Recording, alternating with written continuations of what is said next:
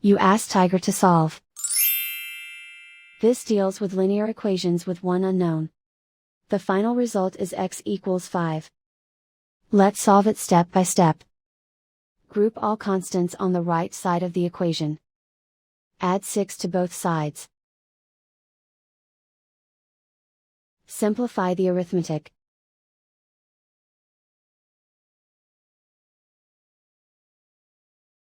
Isolate the x. Divide both sides by 5.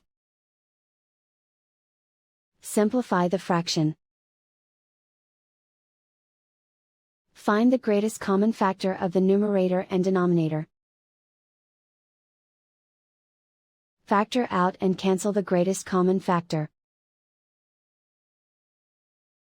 And so the final result is x equals 5.